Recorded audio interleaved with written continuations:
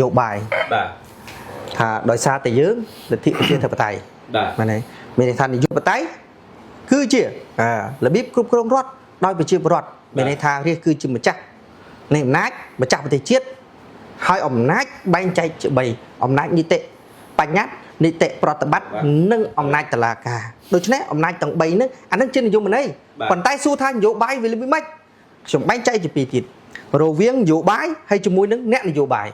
បាទសំខាន់គឺអ្នកដឹកនាំនយោបាយគេនិយាយអំពីអីកាលណានយោបាយគេនិយាយអំពីការគ្រប់គ្រងអំពីរឿងសាធារណៈ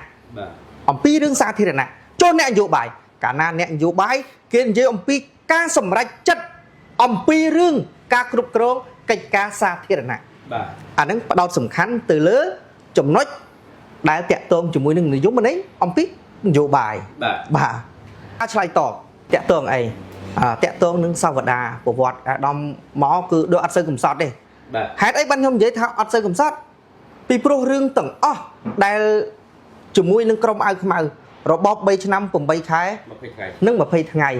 តាំងពីប្រមាណ17មេសា1975ដល់ថ្ងៃទី6មករាឆ្នាំ1979មនុស្សរាប់លានអ្នកគឺមានវាសនាដូចអញ្ចឹងហើយបើសិនជាឲ្យថាអាដាមកំសត់ជាងខ្ញុំអត់ជឿទេអ្នកផ្សេងក៏ដូចគ្នាដែរដូច្នេះវារឿងមួយជាទូទៅប៉ុន្តែវាជាការឈឺចាប់វាជាគឺបំណុលប្រវត្តិសាស្ត្រសម្រាប់នយោបាយនិងអ្នកនយោបាយត្រូវធ្វើម៉េចត្រូវអោបកសោបអាទុកនេះដាក់ឲ្យត្រូវពង្រឹងស្មារតីពង្រឹងកិច្ចការនយោបាយទាំងអស់គ្នាអ្នកនយោបាយស្និទ្ធស្នាលមួយគ្នាគាត់ដាក់សញ្ញាតាប៉ុន្តែអ្វីដែលសំខាន់យើងធ្វើម៉េចធ្វើឲ្យប្រទេសកម្ពុជាទៅជាប្រទេសខ្លាំងមួយដូនតារបស់យើងរាប់ពាន់ឆ្នាំយើងអត់បានបង្កើតប្រទេសជាតិទេប៉ុន្តែក្នុងនាមជាប្រជាពលរដ្ឋដែលសពថ្ងៃគឺបង្កើតគណៈបកនយោបាយប៉ុន្តែបង្កើតគណៈបកនយោបាយមកដើម្បីចូលរួមមិនចូលរួមបំរើជាតិបំរើប្រជាជនដូច្នេះយើងត្រូវធ្វើម៉េចត្រូវថានយោបាយផ្សារភ្ជាប់អំពីការគ្រប់គ្រងកិច្ចការសាធារណៈ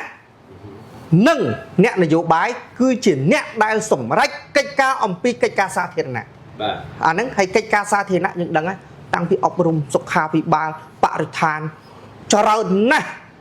ដែលវាតាក់ទងជាមួយនឹងជីវភាពជីវិតប្រចាំថ្ងៃរបស់សង្គមរបស់យើងបាទហើយផ្សារភ្ជាប់ជាមួយអីការរស់នៅហើយនយោបាយមិនធម្មតាទេវាផ្សារភ្ជាប់ទៅអីខ្លះ